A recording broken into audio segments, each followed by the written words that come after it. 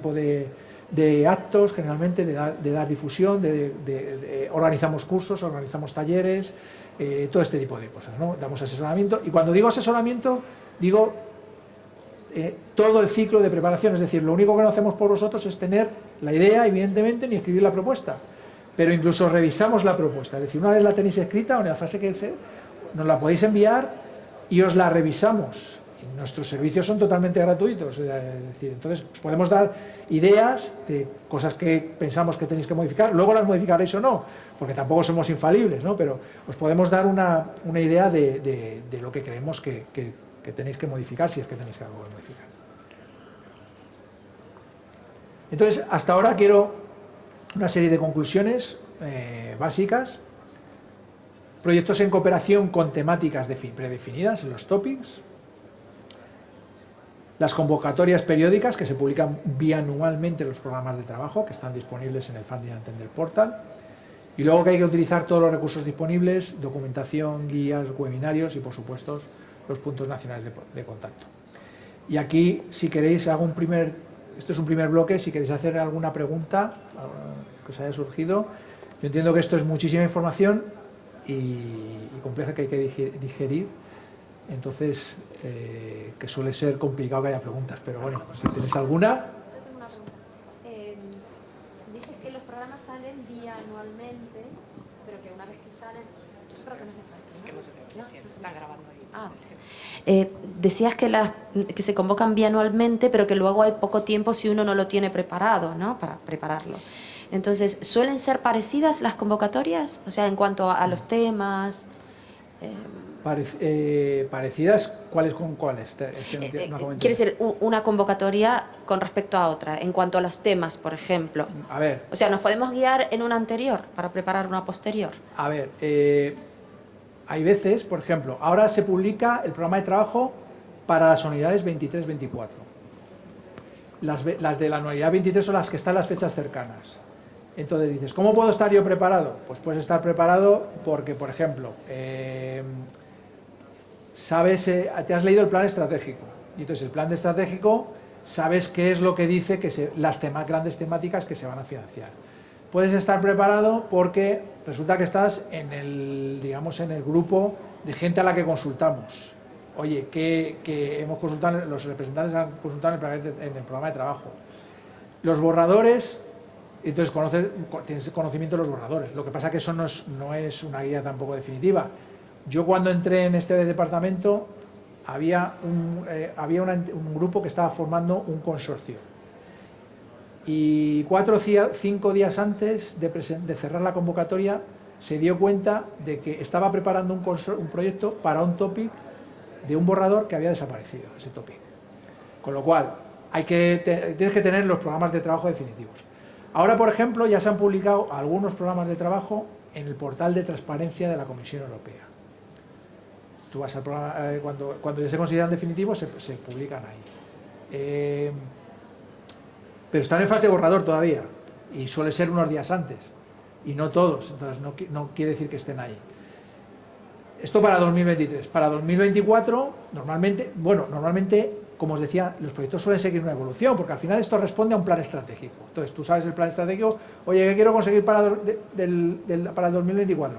Bueno, pues ahí sabes, más o menos, las temáticas que se van a financiar. Entonces, luego el topic te dirá qué cosas en concreto, pero tú ya sabes que ahí puede encajar lo tuyo porque la temática en general es esa. Para 2024 es mucho más fácil, porque ya te salen en el programa de trabajo 2023, aunque luego puedas sufrir alguna modificación a veces, pero normalmente son pequeñas, entonces ahí sí que ya lo tienes muy fácil. Incluso hay veces que hay gente que presenta un proyecto a un topic, no sale financiado, y resulta que incluso no en esa convocatoria, sino 2 años posteriormente, sale un topic que es no parecido, o sea, es una evolución de lo anterior, o incluso a veces es casi igual. ¿Por qué? Porque de aquel no se extrayeron los proyectos que presentaron a Almajar, no se extrajeron las suficientes conclusiones y se quiere seguir indagando.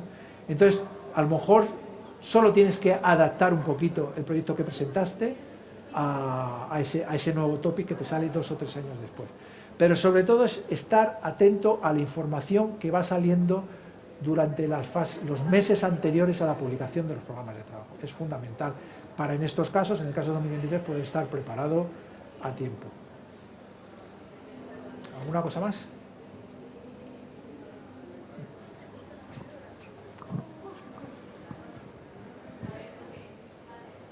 ¿El formato es de convocatoria anual o no? ¿O bianual? O sea, ahora sale el programa de trabajo para las convocatorias 23 y 24. Entonces, las convocatorias de 2023 se abren ahora en diciembre y cierran, luego lo veremos. No pongo todas las fechas porque hay bastantes fechas, entonces, pero algunos topics cierran. En el Cluster 5, por ejemplo, en marzo, otros en abril, otros en septiembre. Las fechas de 2024 están ya definidas, las fechas de cierre, pero no están, o sea, y la fecha de apertura, pero todavía no abren hasta final de año que viene. Entonces, lo que me refiero con bianual es que el programa de trabajo es bianual, pero las convocatorias salen todos los años. Vale, vale. ¿Queda claro? Sí, sí, sí.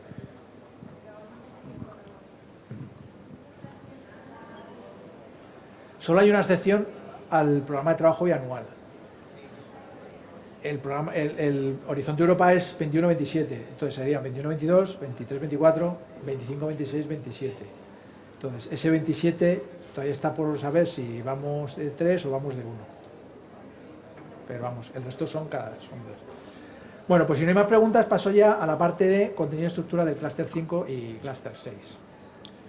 Como hemos visto antes al principio, la estructura del Horizonte Europa, ahí tenemos Cluster 5 y Cluster 6, clima, energía, movilidad, por un lado, Cluster 5, y Cluster 6, alimentación, economía, recursos naturales, agricultura y medio ambiente.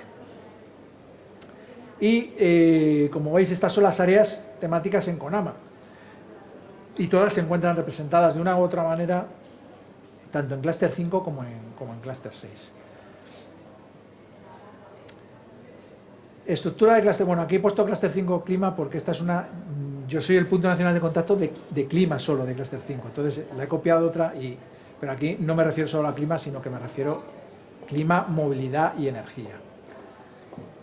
Entonces, el Cluster 5 se ha juntado clima, movilidad y energía, y antes esto no estaba así. ¿Y por qué se ha juntado? Bueno, pues principalmente porque al final la estrategia de la Unión Europea para la reducción de gases de efecto invernadero tiene como objetivo 2050, ¿no? Y lo que se quiere es hacer una transición justa que abarque todos los sectores de la economía. Y esto, pues evidentemente, energía y movilidad abarca bastantes sectores, ¿no? Y en esta estrategia pues se ve involucrado no solo los sectores industriales, sino, por ejemplo, también la ciencia climática, ¿no? Y aparte, sectores intensivos en energía, como pues son la movilidad, el transporte, la vivienda, el propio sistema energético, etcétera. Y el objetivo que nos hemos marcado, que es llegar a 2050 siendo un continente climáticamente neutro. Entonces, por eso se ha decidido juntar todo. Para los que conozcáis Horizonte 2020, aquí había 3 retos sociales. El reto social 3, energía limpia, segura y eficiente. El reto social 4, transporte inteligente, ecológico integrado.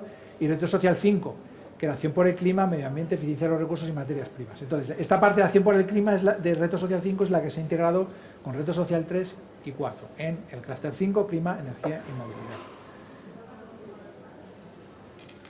Contexto político más específico de Cluster 5. Bueno, pues aparte de lo que os había dicho ya de los objetivos de desarrollo sostenible, etcétera, tenemos también el EU Green Deal, por ejemplo, la acción para la economía circular, la conferencia, bueno, ya vamos por la 27, pero fundamentalmente los acuerdos de París, los objetivos de la ley del clima. No olvidemos que tenemos en la COP21 surgieron el compromiso del 40% de reducir los gases de efecto invernadero del 40% sobre los niveles de 1990, aunque a partir de la Ley Europea del Clima lo que se ha hecho es crear, digamos, con esta ley un objetivo vinculante de llegar al menos al 55% de los valores en 2030 con respecto a 1990, ¿no? Entonces, esta ley del clima se encuentra encuadrada dentro de la estrategia de adaptación al cambio climático que se presentó ya en 24 de febrero del año pasado, que se quiere hacer pues, una adaptación inteligente, mejora del conocimiento, disponibilidad de datos, etcétera, y acelerar esta adaptación lo máximo posible. Y bueno, pues por ejemplo en el EU Green Deal, que es un poco la gran política de von der Leyen, de la presidenta de la Comisión, tiene 8 áreas de actuación y 6 de ellas están relacionadas directamente tanto con Cluster 5 como Cluster 6, ¿no? Entonces, pues cada una de ellas podemos dar respuesta desde estos clústeres. Como os decía, en el paquete legislativo se definen unas áreas de intervención. Estas áreas de intervención en Cluster 5 pues son la parte de Climate Science and Solutions, es decir, ciencia climática.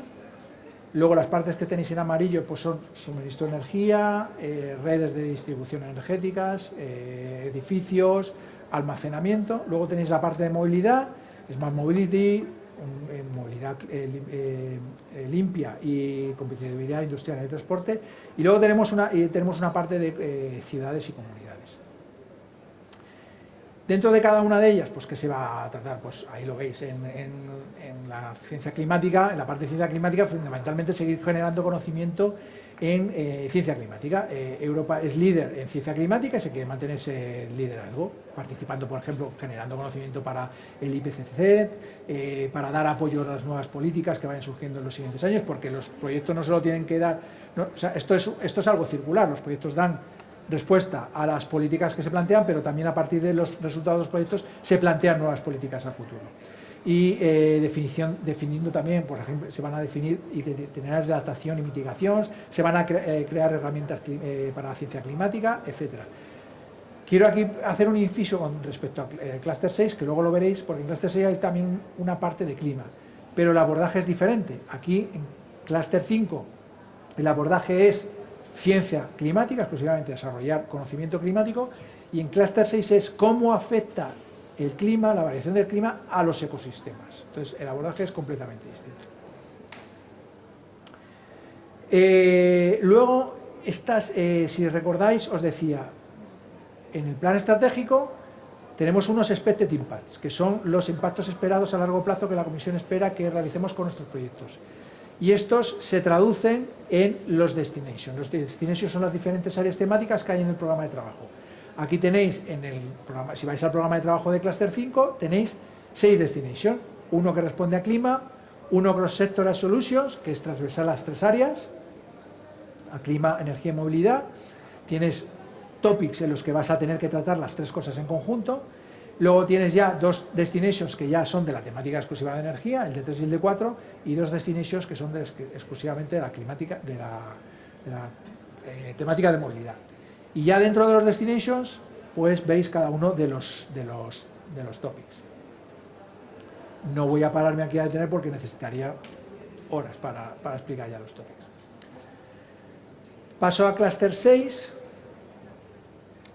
Alimentación, bioeconomía, recursos naturales, agricultura y medio ambiente, que fundamentalmente, aparte de las políticas globales, que a esa tienen que dar respuesta a todos los clústeres, pero fundamentalmente se centra, no solo exclusivamente, pero el foco está puesto en el EU Green Deal, que es el mayor foco de Cluster 6.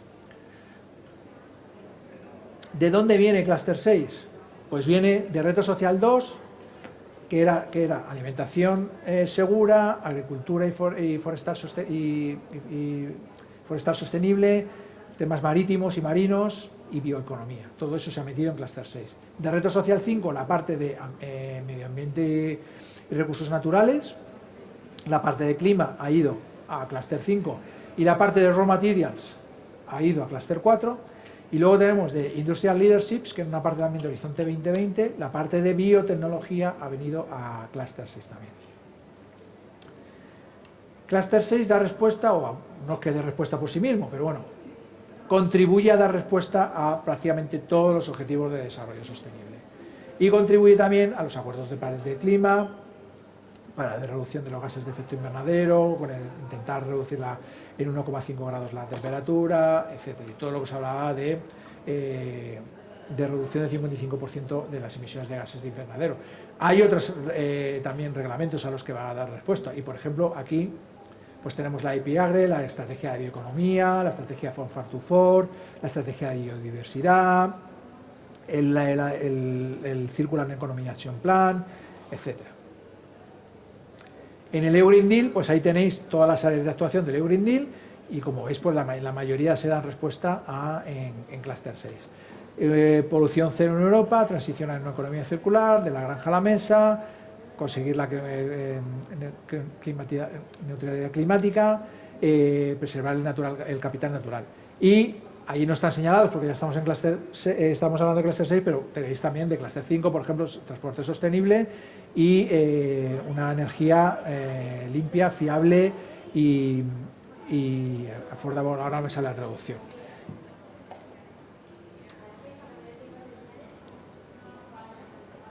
Por ejemplo, en cuanto a la bioeconomía, pues tenemos un plan, una estrategia de bioeconomía que lo que pretende es desarrollar estos sectores, producir materias primas a partir de fundamentalmente residuos. Aquí no se trata de producir energía, eso está abordado en otra parte, pero sí se trata de producir nuevos materiales a partir de residuos. Se quiere invertir en biorefinerías, por ejemplo, se está haciendo una gran inversión en biorefinerías. Esto va en un partenariado aparte, que luego comentaremos. Y se pretende desplegar sistemas bioeconómicos rápidos, de forma rápida y en zonas pequeñas a través de toda Europa. Se pretende avanzar también en el conocimiento de la bioeconomía, cómo responden los ecosistemas desde el punto de vista de la bioeconomía, porque nos olvidemos de lo que los ecosistemas nos proporcionan servicios y nos proporcionan bienestar y nos proporcionan valor económico.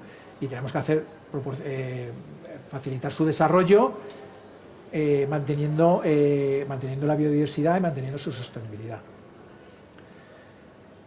El tema de la biodiversidad, la estrategia de la biodiversidad, por ejemplo, unas cifras aquí, pues el 75% de los cultivos animales descansan sobre la polinización, entonces es muy importante mantener la biodiversidad para poder mantener la cadena alimentaria, ¿no?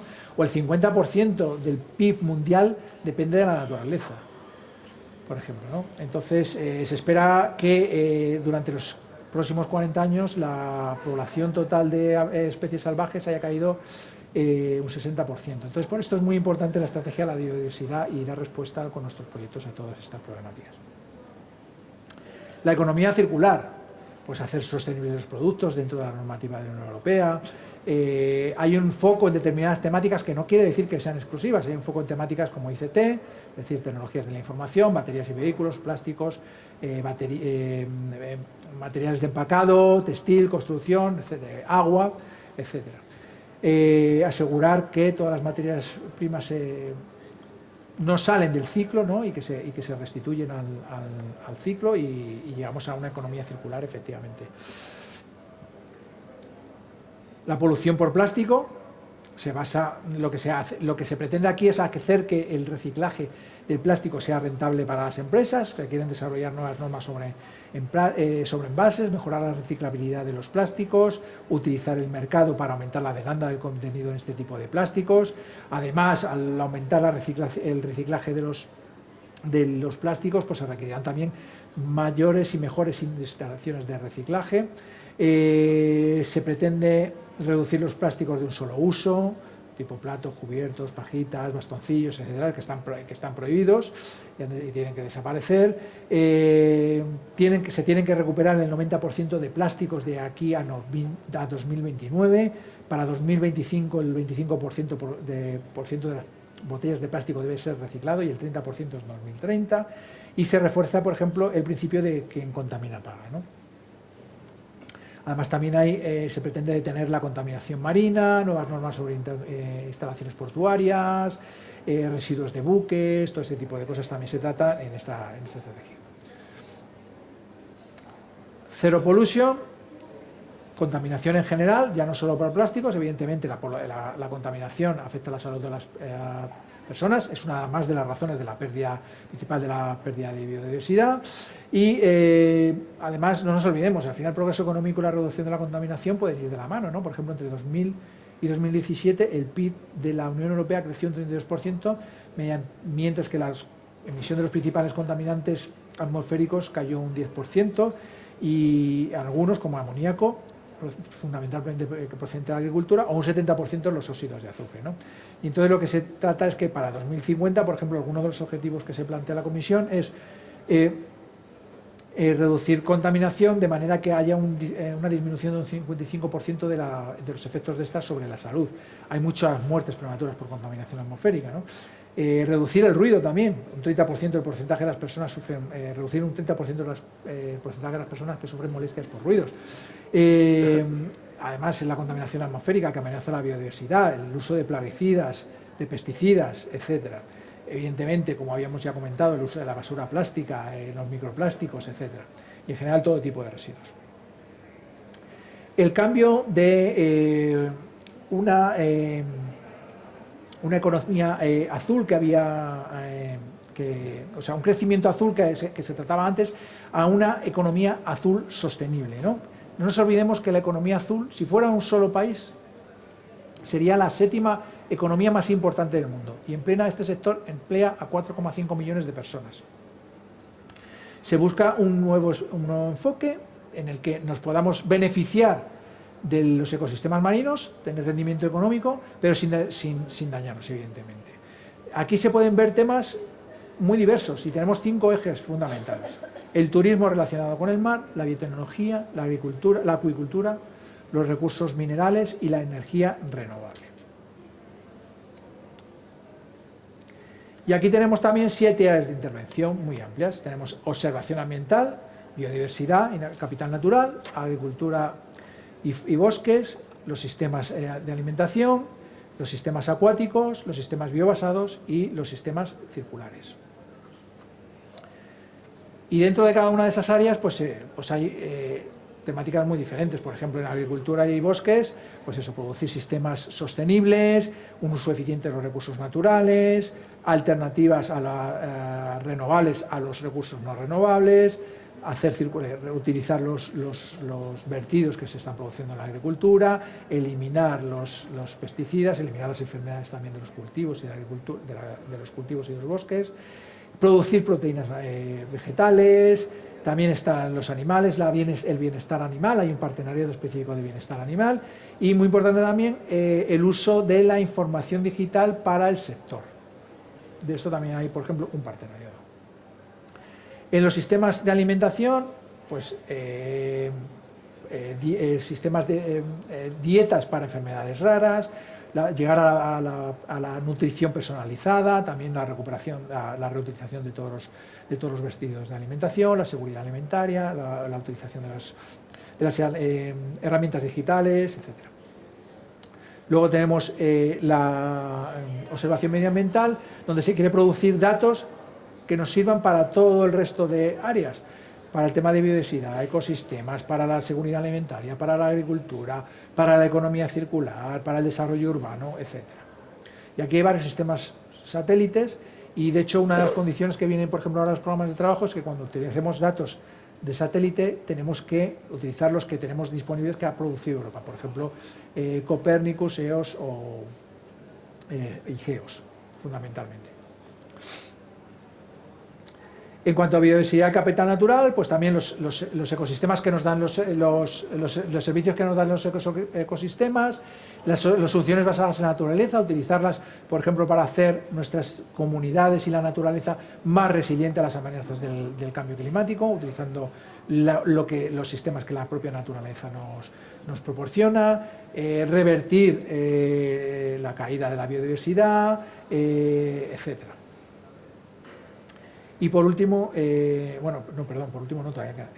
mares y océanos, con el tema de los contaminantes, también las soluciones basadas en la naturaleza, restauración de los ecosistemas acuáticos, no solo los mares y océanos, sino también las aguas interiores, los ríos, los lagos, las aguas subterráneas, la acuicultura, las cadenas de valor de todos estos ecosistemas, luego los sistemas biobasados, la biomasa para utilizar para nuevos compuestos, para nuevos materiales, soluciones biobasadas, biorefinería, como decía, la ciencia biotecnológica para desarrollar nuevas soluciones que sirvan de apoyo al resto de sectores, al resto de áreas, y por último los ecosistemas circulares.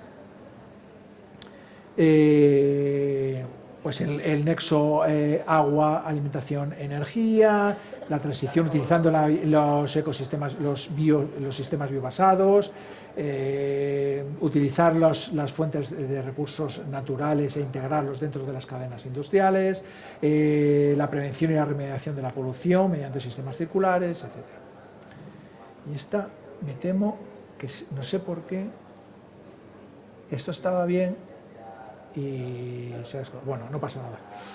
Es que no sé, venía he hecho un guardado, estaba bien y yo creo que en el guardado algo ha pasado y se ha fastidiado, pero bueno, se han fastidiado esos sitios que antes en el metro venía viéndola y pensaba que era una cosa del tablet, pero no, pero bueno, no pasa nada.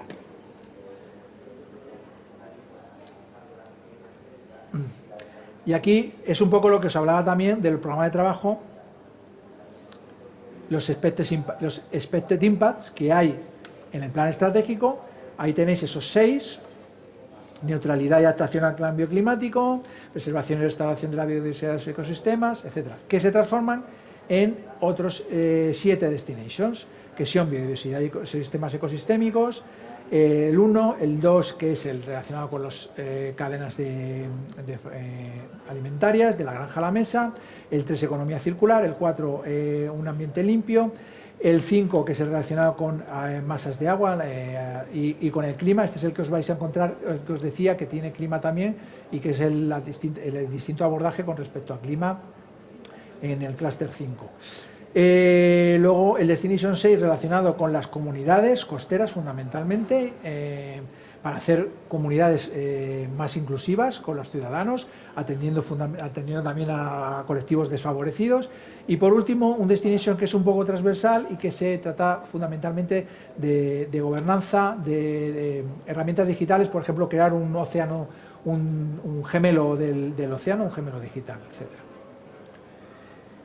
Esto lo voy a pasar porque son las diapositivas que se me han descolocado, pero básicamente aquí lo que cuento son los destinations, o sea, es un poco ampliar esos 7 destinations diciendo lo que se financia, pero bueno, o sea, básicamente es lo que os decía. Vengo aquí de momento, en el Destination 1, biodiversidad y ecosistemas, sistemas ecosistémicos, este está muy relacionado con la Estrategia Europea de la Diversidad,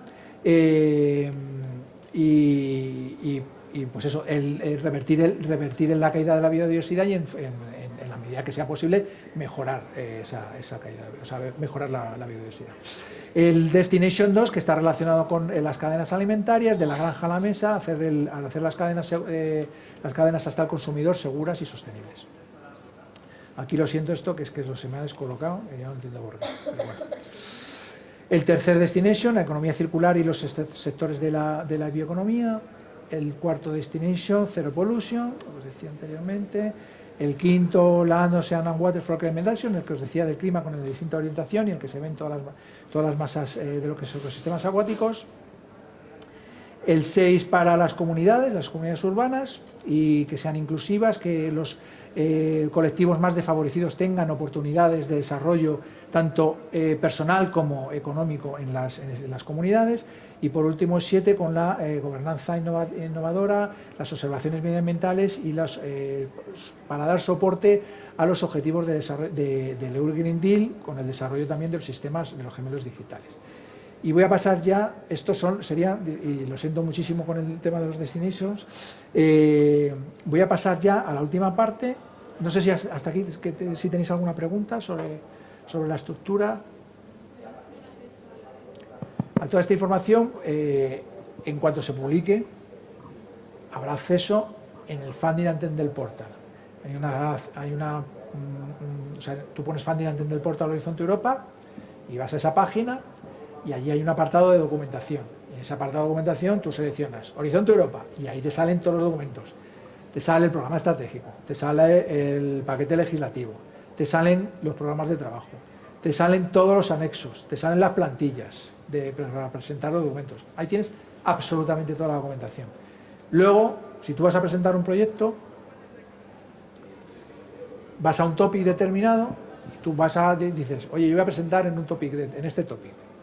Y entras ahí. Entonces la plantilla te viene otra vez ahí dentro y esa es la que tienes que utilizar, porque puede haber veces que la que está en el apartado de documentación se actualice, pero la que vale, la que tienes que presentar es, la que tienes que utilizar para presentar es la que está activa en el momento en el que se abre la convocatoria. Esa es la que tienes en el tope. Pero ahí, en este apartado de documentación, tienes todo, absolutamente todo, lo que decía. Entonces, te puedes descargar los programas de trabajo. Ya te digo, si tienes cualquier dificultad, luego al final están nuestros correos, me escriben y te doy el enlace y te digo, mira, aquí tienes que hacer 4, 5, 6, los anexos, la lista de países asociados, por ejemplo, la lista de países que no se pueden financiar en Horizonte de Europa, etcétera, todo. ¿Una pregunta más? Bueno, pues voy a pasar a las misiones y los partenariados, que son las dos grandes novedades de Horizonte Europa. ¿Qué son las misiones? Bueno, pues las misiones no son proyectos, bueno, son áreas en las que la Comisión quiere encontrar respuestas a algunos de los mayores retos a los que nos enfrentamos hoy en día. Por ejemplo, la lucha contra el cáncer, la adaptación al cambio climático, la protección de los mares y océanos y aguas, alimentos saludables. Y diréis, todo esto está dentro de los programas de trabajo también, porque hemos hablado de cadenas de alimentación seguras, de los mares y océanos, etc. Pero en estas misiones, de lo que se trata es, la Comisión se marca unos objetivos muy ambiciosos, muy específicos, con un periodo de tiempo determinado. Y en este caso es 2030. Y en cada una de esas misiones se ha planteado unos objetivos. Y aquí no son solo acciones de investigación. Hay una parte de investigación de I+D que está dentro del programa Horizonte Europa, pero aquí hay muchas más acciones que involucran a toda la sociedad y que habrá en otras partes con otras instituciones. Entonces, de lo que se trata es de un nuevo enfoque cooperativo con muy amplios sectores de la sociedad para resolver problemas que de otra forma serían inabarcables, ¿no? Porque son grandes desafíos. Y luego, por ejemplo, veremos cuáles son estos desafíos en concreto y por qué son necesarios, ¿no? Entonces las misiones se crean un poco, tienen que ser de relevancia social, inspiracionales. Por ejemplo, siempre ponen el ejemplo en la Comisión Europea de la misión a la Luna, ¿no? Y es el ejemplo que siempre sirve. La misión a la Luna, pues empezaron a colaborar muchos grupos para poder conseguir ese objetivo que era muy inspirador y muy difícil de conseguir. Y se consiguió al final, ¿no? Otra condición es lo que decía, que tiene que tener unos objetivos medibles en un tiempo determinado. Tienen que ser muy ambiciosos. Las misiones se plantean con objetivos muy ambiciosos, pero tienen que ser a la vez creíbles. Abarcan muchas disciplinas, no solo científicas, sino también sociales, y están basadas en una aproximación bottom-up.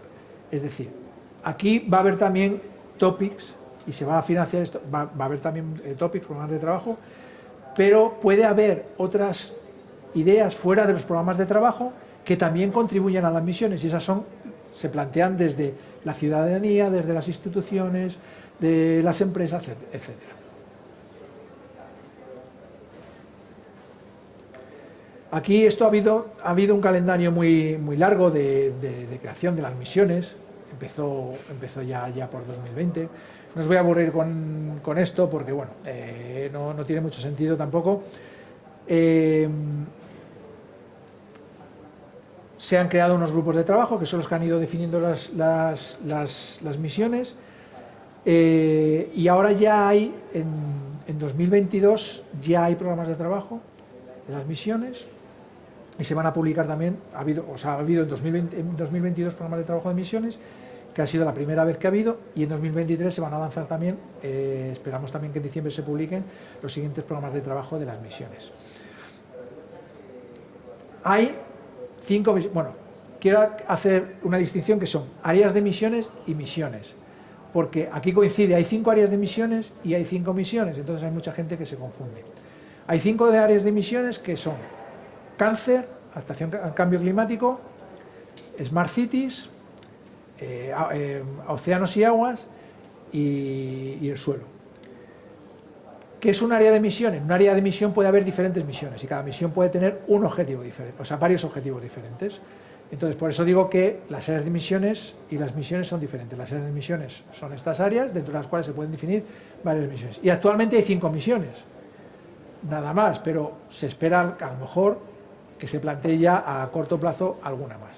Y estas misiones son la misión de adaptación al cambio climático, la misión también de una misión sobre cáncer, una misión para restaurar mares y océanos y aguas interiores para 2030, una adaptación para, una misión sobre un acuerdo sobre el suelo para regenerar suelos y una misión sobre ciudades inteligentes y climáticamente neutras.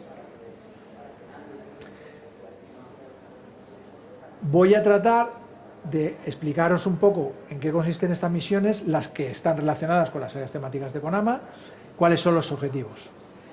Y teniendo en mente que en la parte de Horizonte Europa, igual como os he dicho en toda la parte anterior, programas de trabajo, se publica el programa de trabajo, hay unas áreas, hay unos topics y te presentas igual con las mismas reglas y la misma metodología que se sigue en lo que he contado hasta ahora. Entonces tenemos la misión de adaptación al cambio climático. Bueno, pues esto es lo que dice al final. Lo que se espera es, evidentemente, hacer frente al cambio climático. Se espera, las pérdidas derivadas de los fenómenos meteorológicos extremos están aumentando, evidentemente, como todos sabemos, superan ya los 12.000 millones de euros anuales solo en la Unión Europea y, según estimaciones conservadoras, exponer la economía actual a un calentamiento global de 3 grados por encima de los niveles preindustriales supondría la pérdida aproximada de 170.000 millones de euros anuales. El cambio climático además no solo afecta a la economía, sino también a la salud, bienestar de las personas, etcétera. Pues con las olas de calor, por ejemplo la que hemos sufrido este año, ¿no? Pues que hay muchos muertos. ¿Cuál es el objetivo de la misión? Fomentar al menos 150 comunidades resilientes al cambio climático para 2030. Y se sustenta en 3 objetivos específicos. Preparar y planificar la resiliencia climática, es decir, dar apoyo general a regiones y comunidades europeas para que tengan un conocimiento de cómo de los riesgos que existen, que los comprendan mejor, que los gestionen mejor, proporcionar a las administraciones locales y regionales acceso a perfiles de riesgo climático, a sistemas de alerta temprana, para que puedan desarrollar planes integrales de gestión de riesgos. Un objetivo segundo, que sería acelerar las transformaciones para la resiliencia climática, trabajar con estas 150 regiones y comunidades para acelerar su transformación, apoyándoles en un proceso de innovación y transformación a esta resiliencia climática. Y un tercer objetivo, que sería demostrar las transformaciones hacia la resiliencia climática, es decir, hacer al menos 75 proyectos demostradores de soluciones para la resiliencia climática a gran escala. Tenemos 3 fases, una de preparación 2021-2023, durante el cual se establece, la 2021-2023 se establece el apoyo a la misión.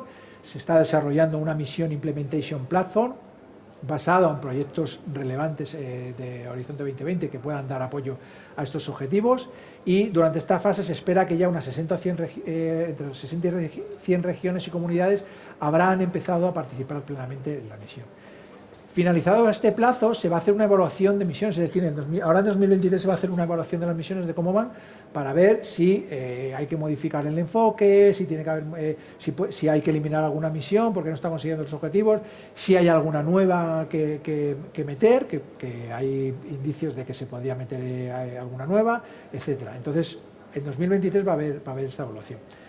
Para todas, no solo para esta. Luego habrá una fase de despliegue entre 2024 y 2027, durante la cual pues, la misión realizará los ajustes que surjan de esta evaluación que se va a realizar en 2023, y además pues, activará todos los mecanismos para hacer el despliegue total de todas estas regiones y comunidades. Y lo que se plantea ya es que empiecen a generar datos a partir de los proyectos que se hayan desarrollado y que esos datos se utilicen para dar nuevas recomendaciones sobre nuevas políticas. Lo que decía antes, las políticas dan lugar a proyectos, pero los proyectos también dan lugar a políticas.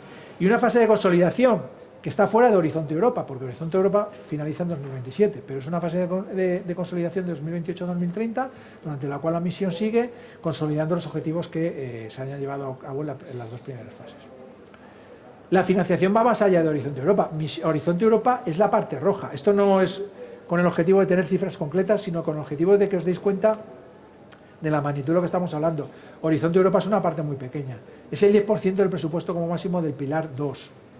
En realidad muy poco. lo que se espera es que haya una financiación tanto pública como privada que apoye a todas las demás acciones que se tienen que hacer fuera de Horizonte Europa para conseguir los objetivos de la misión, porque los importes que se han puesto en juego en Horizonte Europa no son suficientes. Por ejemplo, InvestEU, el programa LIFE, el European Invest Bank, los fondos de cohesión, los fondos de desarrollo regional, cualquier tipo de fondo privado, seguros, fondos de inversión, cualquier instrumento financiero puede contribuir a las misiones.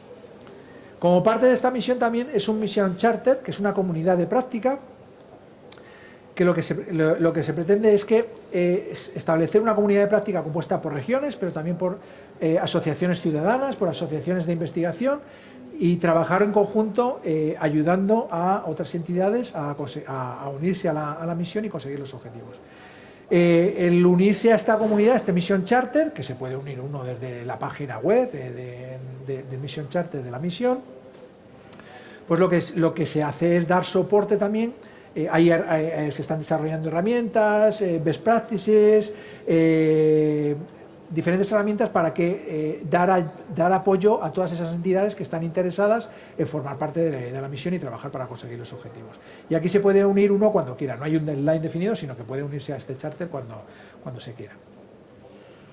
Y luego la Mission Implementation Platform, que se está desarrollando ahora y que se espera que esté para 2023 y que será el motor de esta comunidad de prácticas y con 4 ejes principales. Perdón. Se ha pasado.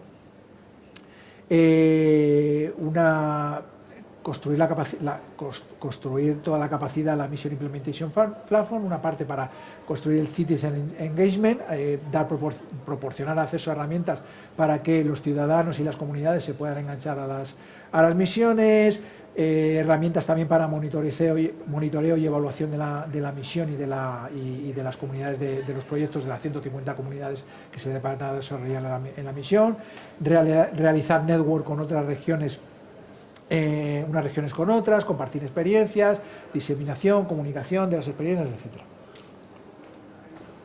Y esto sería la misión de adaptación. Repito, en Horizonte Europa salen igual topics en programas de trabajo y nos podemos presentar igual con consorcios, igual que lo que he comentado hasta ahora. Estos son el Mission Implementation Platform y el Charter, son cuestiones adicionales a la misión que sirven de un poquito de soporte.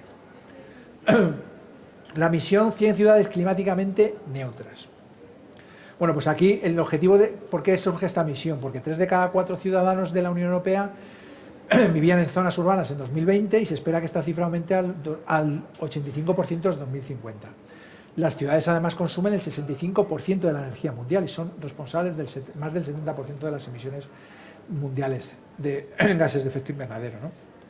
Entonces, en este contexto hay que abordar la neutralidad de las ciudades para conseguir los objetivos de reducción de gases de efecto invernadero del 55% en 2030.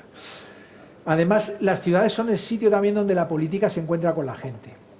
Es decir, donde los ciudadanos está más cercanía con la política, con el alcalde, y donde, digamos, nos afecta más las decisiones del día a día de los políticos, ¿no? Entonces, digamos que son un gran laboratorio y una gran comunidad de prácticas para poner en práctica todas estas soluciones. Ya hay varias ciudades que han adoptado objetivos de neutralidad climática para 2030, pero lo que se espera, hay un grupo de 100 ciudades dispuestas a alcanzar este objetivo para 2030 y evidentemente estas se espera que sirvan de avanzadilla para el resto de ciudades. Además, 150 ciudades han expresado ya diferentes niveles de ambición en relación con este objetivo de alcanzar la neutralidad climática. Pero de momento representan un 10% de la población europea, por lo tanto, pues se debe avanzar todavía en esto, ¿no? ¿Cuál es el objetivo de la misión? Pues el primero, conseguir al menos 100 ciudades climáticamente neutras e inteligentes para 2030 y asegurar que esas ciudades, además, actúan como centros de experimentación y hubs de innovación para que otras tomen ejemplo, implementen sus soluciones y las desarrollen. Al final, conseguir que a futuro todas las ciudades europeas sean climáticamente neutras. Aquí tenemos como instrumento fundamental de gobernanza los contratos de ciudades climáticos, que van a tener, es un memorándum de entendimiento que firman por las propias ciudades, que no son jurídicamente vinculantes, pero se le ha querido poner la palabra contrato para que dé una apariencia un poco de que es vinculante sin serlo, ¿no? Y entonces estos Climatic City Contracts lo que establecen son planes para que las ciudades alcancen esos objetivos de 2030 de la neutralidad climática, y en los que las ciudades se establecen unos compromisos para integrar estos planes que ellos mismos hacen en sus procesos generales de planificación urbana. Entonces tienen que incluir planes de inversión para ampliar y desplegar las soluciones, etc. También, además, la plataforma de misiones, porque cada misión tiene su Mission Platform, proporcionará conocimientos técnicos a las ciudades, proporcionará también temas financieros innovadores necesarios para que las ciudades puedan desplegar todas estas soluciones que planteen, etc. Esta es un poquito la lógica de intervención, aquí no la veis, entonces no tiene sentido, pero comentaros que son los objetivos que se marca, y es un poco la lógica de intervención de los objetivos generales al menos las 100 ciudades climáticamente neutras que actuarán, como decía, como Living Labs, y a las que deben de seguir otras que se unan en futuro para desplegar sus soluciones. ¿Cuáles son los principales elementos de esta misión? Pues lo que os decía, la Mission Platform, los Climatic City Contracts, y luego van a haber unas etiquetas de la misión que van a servir para proyectos especialmente, ciudades que lo estén haciendo especialmente bien, pues darles como una especie de sello que diga, oye, es facilitar que no se tengan que evaluar esos proyectos y puedan ser financiados de forma más rápida con otros programas, por ejemplo, ¿no? Lo que he hablado ya de la misión de la Mission Platform y los Climate City Contracts, que no me voy a detener ya más en ello. Esto simplemente es un mapa de las ciudades que ya se han adherido hasta ahora a la misión, las 100 ciudades que se han adherido hasta la misión. Como veis, hay unas cuantas españolas, y que por lo tanto están empezando ya a desarrollar esas acciones, se han firmado esos contratos y están empezando a desarrollar esas acciones para conseguir la neutralidad climática para 2030. Pasamos a la misión de suelos.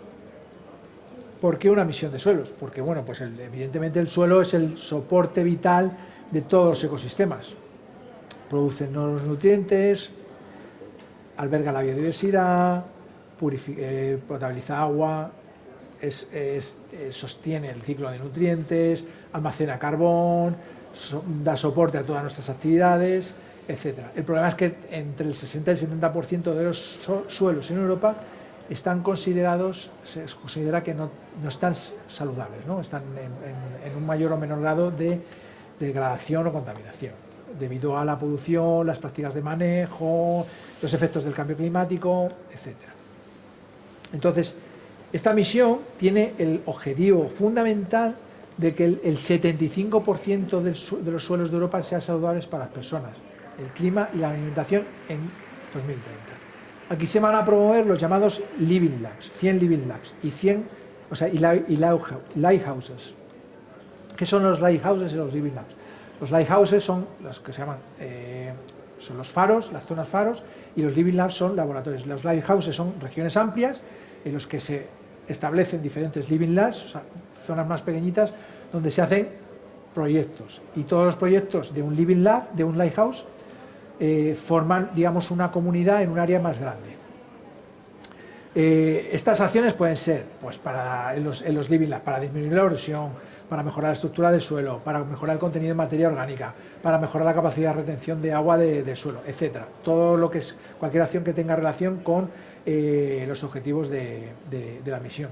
Y tenemos 8 objetivos específicos: reducir la desertificación, conservar la materia orgánica del suelo y que sirva el suelo como sumidero de carbono, parar el sellado de suelos, reducir la contaminación y mejorar la restauración de los suelos, prevenir la erosión de los suelos, mejorar la estructura y la biodiversidad del suelo, reducir la huella de los suelos de toda de la economía de la general de la Unión Europea y mejorar también el conocimiento que la sociedad tiene sobre el suelo, porque al final es soporte de nuestras actividades, pero parece la hermana pequeña, ¿no? Pues siempre temas de contaminación muchas veces siempre pensamos en el aire, en el agua, pero en el suelo a veces lo tenemos un poquito olvidado, y esto se trata de mejorar también esa concienciación. Aquí es un poco lo que os hablaba de los living labs y los lighthouses. Los living labs son el núcleo principal de la misión, que son sitios reales donde se prueban las soluciones. Cada living labs son entre 10 y 20 pequeños espacios, como pequeñas granjas, pequeñas zonas urbanas verdes, que están trabajando a nivel regional o subregional. Perdón, es que os he dicho mal. Os he dicho, los lighthouses son las regiones y los living labs son los living labs son las regiones. Es que entre las misiones se utilizan el mismo concepto y a veces cambia. Y los lighthouses son esos sitios específicos donde se desarrollan las acciones. Es decir, en una granja eso sería un lighthouse. Y el grupo de granjas, de ciudades, de masas forestales, etcétera, que conforman unas determinadas pruebas serían ya living labs. Al igual que las otras misiones, tienen 3 fases interconectadas. La primera, la fase piloto, entre 2021 y 2024, en los que se empiezan a alcanzar compromisos y se crean las estructuras de soporte, como la misión Implementation Platform, y se espera una primera oleada de living labs. Se espera unos 10 living labs por año. La fase de expansión e innovación dentro de 2025-2026 para ampliar las actividades, generar y probar innovaciones, con una segunda oleada de living labs. Y la última en 2027, donde se espere que lleguemos a 100 living labs en 2027. Y a partir de ahí superándolas, porque igual que en las anteriores, esta misión se espera que continúe. No obstante, los objetivos son para 2030, pero no se pretende que esto llegue a Horizonte Europa, llegue a 2030 y se pare, sino que las actividades que se han empezado a generar durante la misión tengan continuidad más allá, estableciendo sus propios mecanismos de financiación y ampliando todo lo que se ha hecho a otras regiones. Bueno, esto es un poquito lo mismo, las 3 fases, ya no me voy a detener más en ello. Y por último, la misión restaurar nuestros océanos y aguas para 2030. Tenemos el gran objetivo de la misión, que es restablecer la salud de nuestros océanos y aguas, alcanzando los objetivos europeos del Green Deal en materia de biodiversidad, contaminación cero y reducción de las emisiones de gases de efecto invernadero. Y entonces tenemos como 3 grandes objetivos específicos. El primero, proteger y restaurar la biodiversidad marina y de las aguas interiores. El segundo, prevenir y eliminar la polución, la contaminación. Y el tercero, una economía baja en carbono, azul, una economía azul baja en carbono. Y asociados a cada uno de estos objetivos hay lo que se llaman las cuencas. Es decir, los proyectos se van a realizar fundamentalmente en estas cuencas específicas. ¿Por qué en estas cuencas? Porque, dado los objetivos que son tan ambiciosos para conseguir para 2030, se requería empezar sobre acciones ya llevadas a cabo, y entonces en estas cuencas ya se habían llevado proyectos tanto en el Horizonte 2020 como LIFE como otros programas relacionados con los objetivos. Así, en biodiversidad tenemos la cuenca del Danubio, de nuevo el concepto de lighthouses, tenemos la cuenca del Atlántico y del Ártico, y tenemos también los blue parks, que es una parte, digamos, una salida esperada de los proyectos de las misiones, que esas tras cuencas, no está ceñido, circunscrito a ninguna de las cuencas específicas. Aquí lo que se hacen proyectos fundamentalmente para biodiversidad. Proyectos relacionados con la contaminación marina en la cuenca del Mediterráneo, fundamentalmente, y proyectos relacionados con una economía azul baja en carbono en la cuenca del Báltico y del Mar del Norte, fundamentalmente. No quiere decir que los proyectos se vayan a hacer solamente ahí, sino que el grueso de los proyectos se van a hacer ahí, pero de hecho luego hay que hacer pequeñas réplicas que tienen que ser en zonas, de hecho, específicamente fuera de las que han participado ya en el proyecto. Y luego hay también 2 objetivos transversales, que es generar conocimiento sobre el océano, y aquí hay proyectos también relacionados con el gemelo digital del océano, y también movilización pública y el engagement, ¿no? La concienciación ciudadana y pública con respecto a la conservación de las masas de agua. En cuanto a objetivos concretos de la misión, tenéis esos 3 grandes objetivos, y dentro de cada uno pues está proteger al menos el 30% de las masas de agua y de forma estricta el 10%, restaurar 25.000 kilómetros de ríos para que vayan a caudal libre, y por ejemplo en el segundo reducir al menos el 50% de la contaminación por plásticos, 30% de microplásticos, reducir la pérdida de nutrientes del 50%, pues las emisiones cero, la acuacultura, una acuacultura cero en carbono, y también el uso de la implantación de muchas actividades en los espacios acuáticos con una baja huella en carbono, ¿no? Y luego los 2 relacionados con el conocimiento, la utilización de los sistemas digitales en relación con las masas de agua, y la movilización y la concienciación. Aquí también está el concepto de los lighthouses, que son espacios de transformación, pilotos, demostradores, que se desarrollan en cada una de las cuencas, en el Báltico y en el Mar del Norte para la economía baja en carbono, en el Mediterráneo para contaminación, y en la cuenca del Danubio y en la del Ártico y el Atlántico relacionado con la biodiversidad. Aquí hay también varias herramientas que dan soporte a la misión. Tenemos unos estudios de base que lo que nos establece es, para decir si tenemos que reducir un 20% la contaminación por microplásticos, por ejemplo, tenemos que saber de cuánto estamos partiendo. Entonces, todos esos puntos de partida se están estudiando ahora para saber a dónde realmente al final tienen que llegar y ver si realmente se han conseguido los objetivos. Un portfolio de proyectos y otras iniciativas y actividades, como decía antes, de Horizonte 2020, de LIFE, de otros programas. Unas acciones de coordinación y soporte para cada uno de los lighthouses, y que junto con la Mission Implementation Platform dan soporte y ayuda y coordina todas las actividades que se van a hacer en la misión. Va a haber una plataforma informática donde se pueden consultar los proyectos, donde se dan de alta, donde se pueden encontrar herramientas, que va a servir de centro, digamos, neurálgico para que todos los involucrados en la misión puedan tener ahí un centro de encuentro y de asesoramiento. Pasamos a la parte de partenariado. ¿Qué son los partenariados? Digamos que hay cuestiones más relacionadas con la I+D, no como las misiones, que tenían un aspecto mucho más amplio. Aquí se circunscribe sí a la I+D, pero que no es fácil abordarlos tampoco desde proyectos específicos. Se requiere de colaboración, de una colaboración más a largo plazo y más amplia. Entonces se forman partenariados que pueden incluir a la Comisión Europea, países, empresas, etc. Y hay distintos tipos de partenariados. Fundamentalmente 3. Partenariados coprogramados, cofinanciados e institucionales. Los partenariados coprogramados, ¿en qué consiste? Bueno, pues los partenariados coprogramados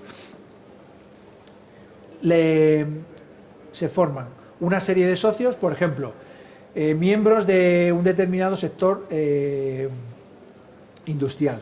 Hacen una agenda estratégica para conseguir una serie de objetivos a largo plazo en el sector, porque ese sector tiene unas determinadas necesidades específicas que no se están cubriendo en los programas de trabajo, no se pueden cubrir los programas de trabajo.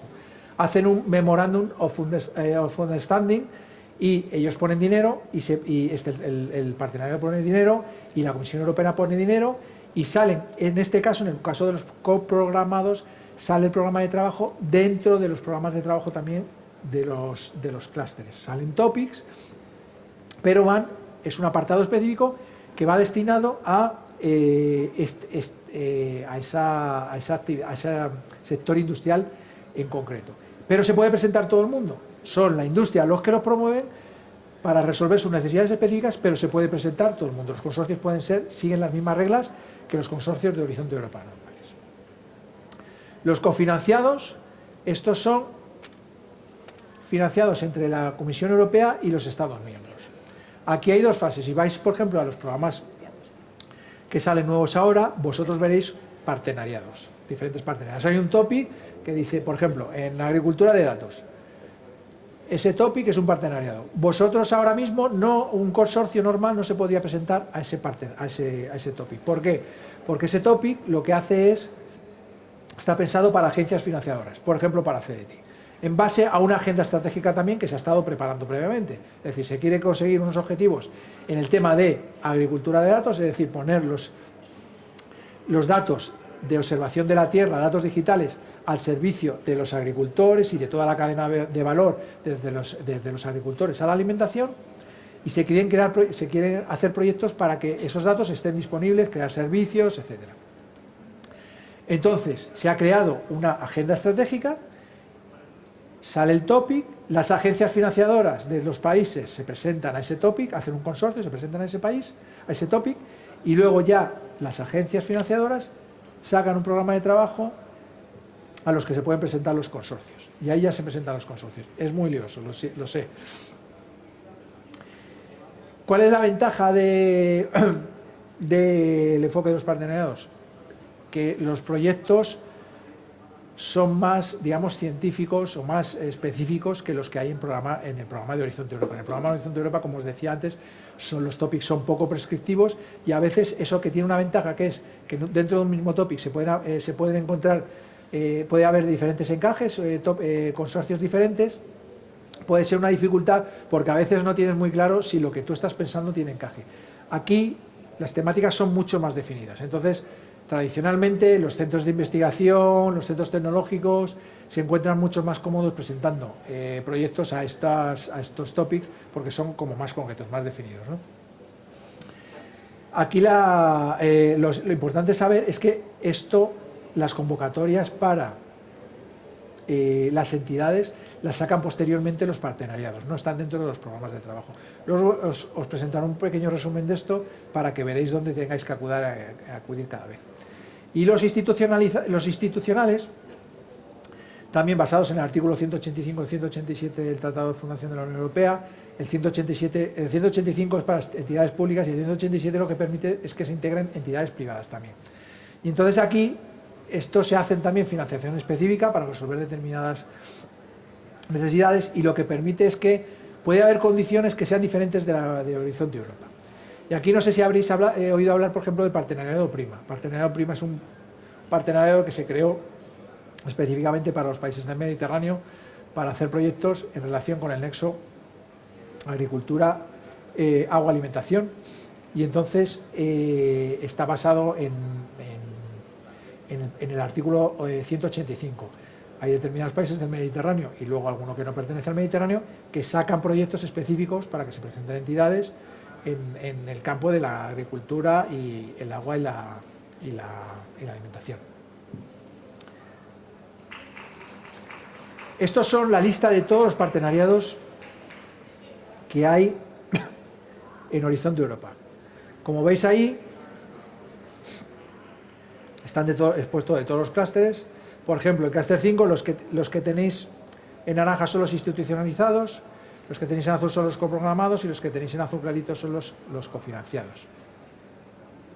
Por ejemplo, en clúster 6 tenemos el Circular Biobasic Europe, que es un partenariado formado por empresas que lo que hace es promover proyectos específicos para crear productos a partir de residuos. Por ejemplo, en este partenariado tú tienes que pagar una cuota para estar y ellos lanzan un programa de trabajo, pero luego todo el mundo puede participar cuando sacan el programa de trabajo, todo el mundo puede participar en ellos. En este caso, como este es institucionalizado, ellos pueden variar ligeramente sus reglas, no tienen por qué ser exactamente las de Horizonte Europa. La ventaja de estar, por ejemplo, en este partenariado, una empresa o una universidad o cualquier tipo de institución, ¿cuál es?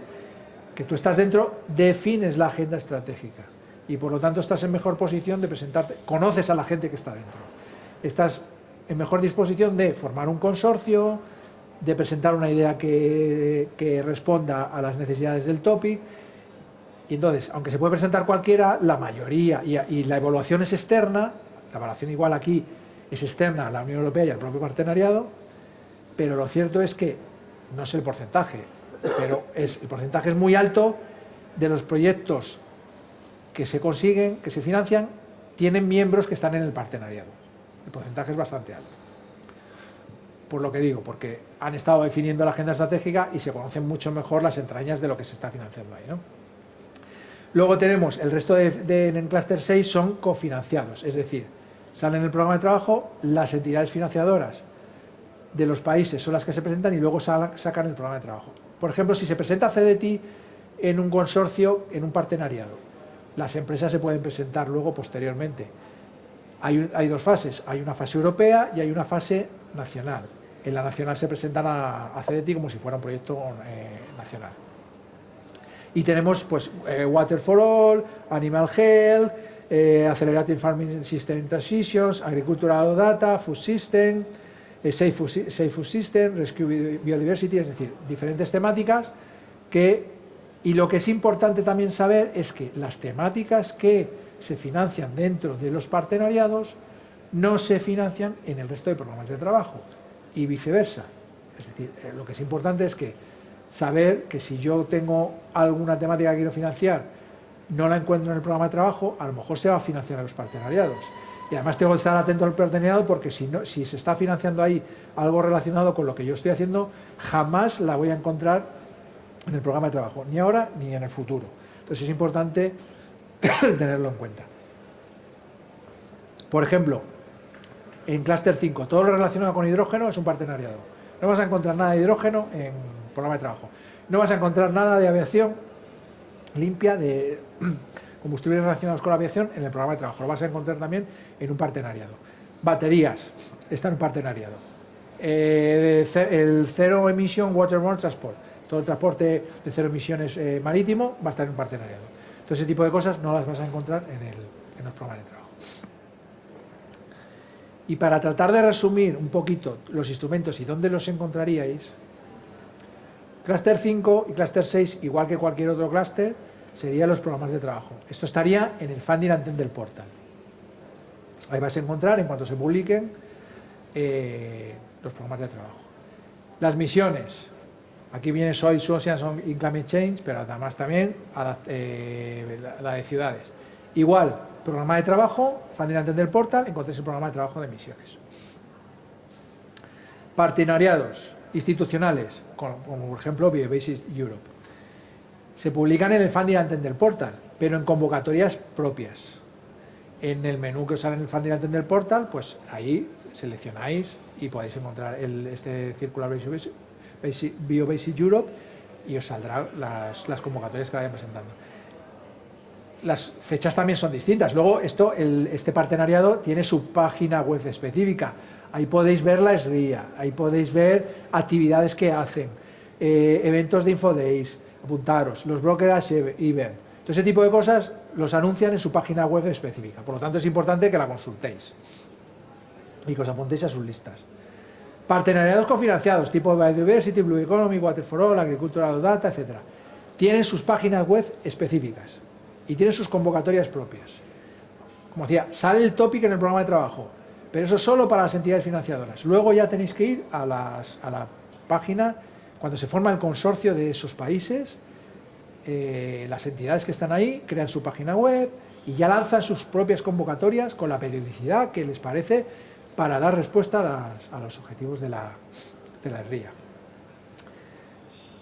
Consejo, para estar informado de todo esto, es que estéis al tanto, por ejemplo, de nuestras redes sociales. En nuestras redes sociales entráis en horizonteeuropa.es y ahí tenéis nuestro canal de Twitter, nuestro canal de Telegram, cómo suscribiros a las RSS, y es la mejor forma porque por ahí anunciamos cuándo se publican los programas de trabajo, cuándo hay una convocatoria, todo este tipo de cosas. Entonces es importante que vayáis y os apuntéis.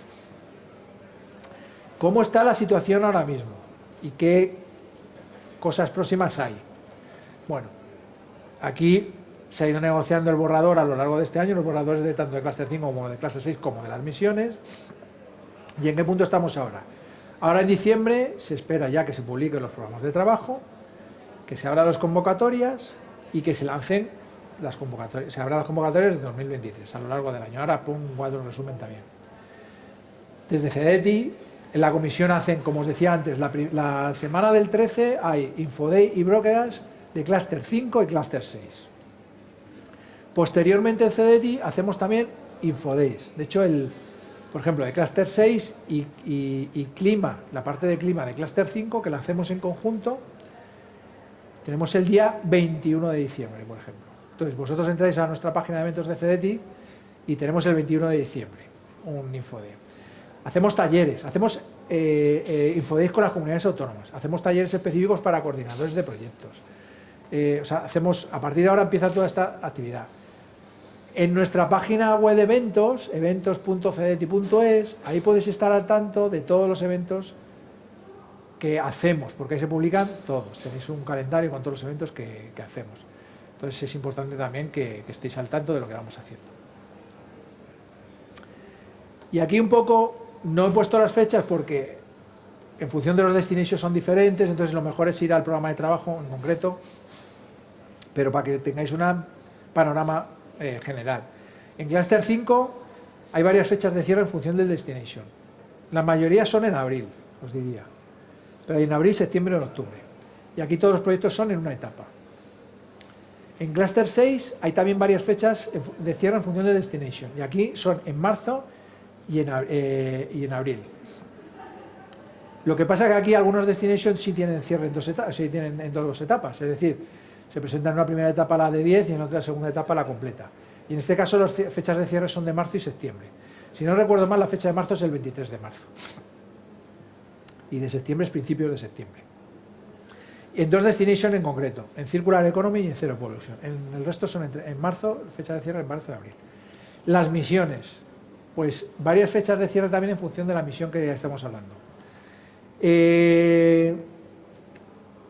Prácticamente todas son en septiembre, un día u otro, no recuerdo exactamente, varían los días, pero en septiembre, excepto en la misión de CITES, que hay una convocatoria. En la misión de CITES hay 2 o 3 convocatorias específicas, y una de ellas cierra en abril. El resto cierra en septiembre. O sea, para esa de abril tenéis menos tiempo. El resto. Aquí en misiones todo es en una etapa.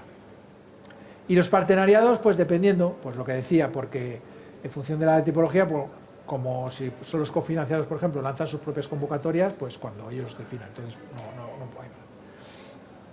Y ya para acabar, un poquito las conclusiones. Os he hablado de hay oportunidades en Cluster 5 y Cluster 6, pero os dije al principio, no os circunscribáis a los programas de trabajo de Cluster 5 y Cluster 6, porque a veces podéis tener oportunidades en otros clústeres también, en función de lo que queráis hacer. Tener en cuenta que vuestro proyecto a lo mejor encaja con un topic, pero a lo mejor no encaja, y podéis decir, oye, yo puedo dar respuesta a este topic, a lo que pide este topic, y voy a reunir un conjunto de gente que me va a ayudar a hacer todas las actividades que me pide. Eso es una orientación, eso es una aproximación al topic. Pero puede haber en otros casos que digan, oye, es que yo lo que sé hacer y lo que quiero hacer no encaja en ningún topic. Pero a lo mejor sí es una parte de un topic. A lo mejor hay otra entidad que tiene algo que le responde a ese topic y tú puedes ayudar en una actividad nada más, en un paquete de trabajo. Y a lo mejor no tiene por qué ser de Cluster 5 o Cluster 6, puede ser del Cluster 4 en industria, y tú hacer algo que piensas que en principio encajaría en bioeconomía, pero resulta que hay un proyecto en Cluster 4 de industria que le vendría bien que tú aportaras tu solución de una transformación de un polímero de no sé qué. Y entonces tú te adaptas a ese proyecto. Entonces hay básicamente esas dos aproximaciones. Yo me junto de gente para hacer mi proyecto que responde al topic, o yo me uno a un consorcio para sumar para conseguir lo que me piden ese topic. Pero además de los clústeres tenemos el programa de trabajo del clúster, el programa de trabajo de las misiones y los partenariados. Algunos, como los coprogramados, publicados dentro del propio programa de trabajo. Ya os digo que no tenemos coprogramados, no tenemos ni en Cluster 5 ni en Cluster 6, en otros clústeres sí. Entonces no os preocupéis mucho de estos coprogramados. Los cofinanciados, que van en su propia página web y ellos lanzan sus convocatorias, y los institucionalizados, que tienen también su propio programa de trabajo, pero que se publica también en el Funding Anthem del portal, no en las páginas específicas como los cofinanciados. Y por último, o penúltimo, convocatorias 2023-2024, se lanzan ahora en diciembre de 2022. Si no llegáis a las de 2023, el programa de trabajo incluye también las de 2024, por lo tanto, iros leyéndolo. El Cluster 6 solo tiene 380 páginas, una cosa así, el programa de trabajo, nada más, con lo cual en un ratito lo leéis. Hombre, os recomiendo que enfoquéis en el destination, en función de la temática que tengáis, os leáis los títulos un poquito, por aquí pueden ir los tiros, bueno, que no leáis todo el programa entero. Y ahora sí, lo último, y más importante, o sea, he estado 2 horas machacando la cabeza con cosas que a veces explicamos en 3 o 4 días, porque tenemos seminarios, por ejemplo, de 3 días de duración. O sea, es imposible condensar en 2 horas todo este tipo de cosas. Consejo, que acudáis a nosotros. Os he dicho antes que estamos disponibles para cualquier consulta, Horizonte Europa, para ayudaros con la propuesta, para ayudaros con la formación de los consorcios, para revisaros la propuesta, cualquier pregunta que nos queráis hacer, si no la sabemos, temas de asesoría legal y jurídica, aunque nosotros no somos especialistas, tenemos NCPs de asesoría legal, jurídica, a los que dirigir la pregunta si, por ejemplo, nosotros no sabemos responderla. Incluso en alguna vez dice, oye, mira, que tengo esta idea, oye, mira, no encaja en Horizonte Europa porque esto no es el objetivo, pero posiblemente en este programa de live, o a lo mejor en la financiación nacional de CEDETI, os podemos incluso a veces ayudar con cosas que no son específicamente nuestras, porque al final nos vamos moviendo por ahí y pues vamos cogiendo cosas y podemos dirigir a otros sitios. Entonces ahí tenéis los datos de los puntos nacionales de contacto de Cluster 5, que son Juanfran en movilidad, Cristina en energía y yo en clima. Y tenéis los datos de los puntos nacionales de contacto en Cluster 6, que son Marta Conde, Marta de Diego y Lidia González. En la página de Horizonte Europa, como os he dicho, tenéis estos mismos datos, además con estos mismos avatares y todo, en cada una de las temáticas los encontráis y nada más.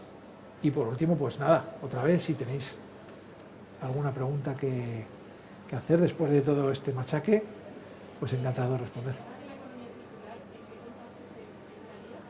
Economía circular, fundamentalmente... No, vamos a ver, yo te diría que nos llames a cualquiera de los 3. Porque además es que en Cluster 5 ocurre una cosa. La división entre clima, energía y movilidad está muy clara. Y los destinations están clarísimos. Hay unos de clima, unos de energía y unos de movilidad. Pero en Cluster 6 no ocurre así. En Cluster 6 hay topic en economía circular, que son más de recursos naturales, y los lleva Lidia. Y hay otros que son más relacionados con la agricultura y los lleva Marta Conde. Marta de Diego, por ejemplo, está más para CBE, que es lo de bioeconomía. Pero llámanos a cualquiera y nos dice, oye, mira, lo que tengo en mente es esto. Y te diremos, bueno, pues sí soy yo, o no soy yo, es este. Y te pasamos y sin ningún problema. O sea, por eso no te preocupes. Pero en principio, economía circular, el mayor porcentaje lo llevaría Lidia, pero no exclusivamente. Lidia, o si me preguntas a mí, aunque yo no soy en el CPAI, soy representante, pero bueno.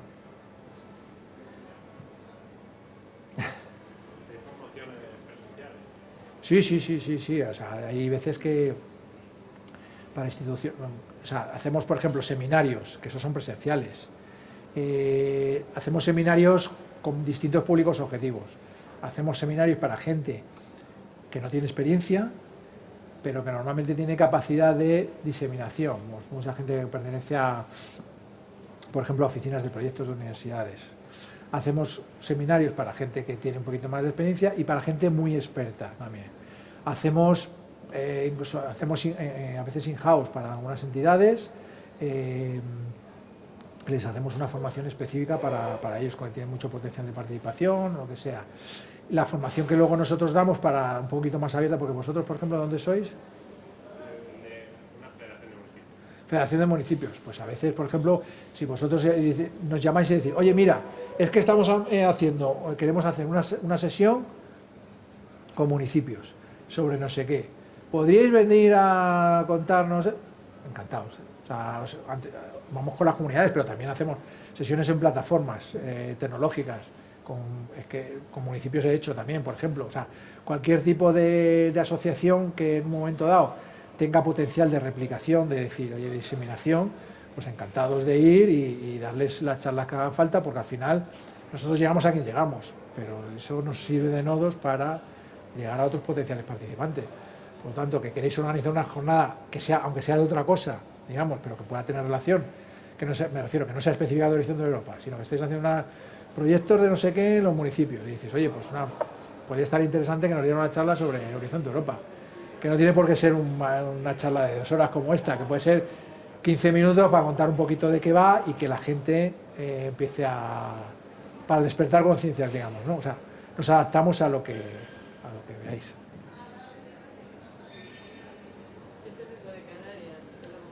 En Canarias, a Canarias también vamos. Canarias también vamos.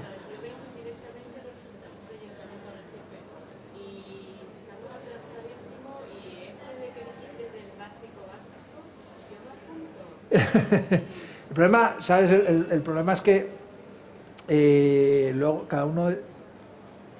Las plazas son limitadas y nos llegan, no sé, por ejemplo, son 30 y tantas plazas para cada uno. No, pero eso no se puede hacer online. Online hacemos muchos tipos de sesiones, pero los seminarios, por cómo se hacen, no es posible hacerlo online, porque son muy prácticos además y son 3 días, o sea, son cosas de 3 días. Entonces, tienen un proceso de selección estricto que tienen que cumplir una serie de condiciones y te puedo decir que en cada uno se quedan fuera, no sé, 200 personas, hay veces que se quedan fuera de cada uno.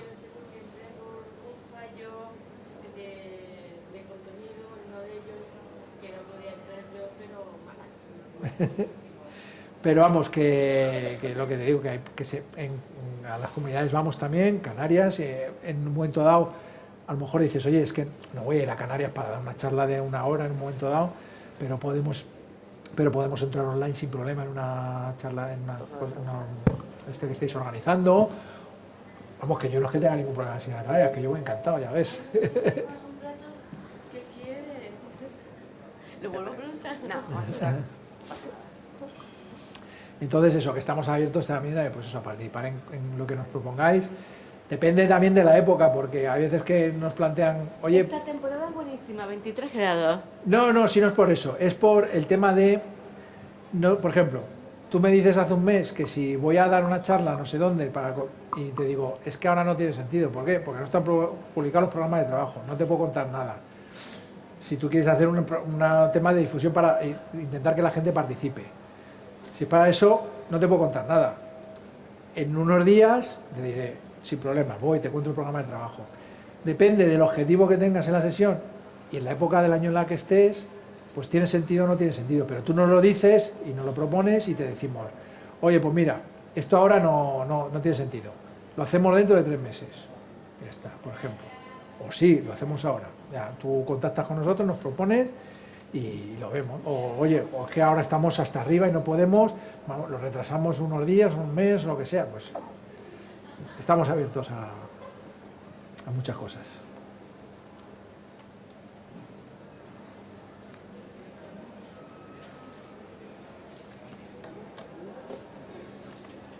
Pues nada, si no tenéis más preguntas, un placer, muchas gracias por escucharme y todo este mamotreto que os he soltado aquí, y espero que por lo menos os haya sido útil y os vayáis con algunas conclusiones interesantes. Muchísimas gracias. Muchísimas.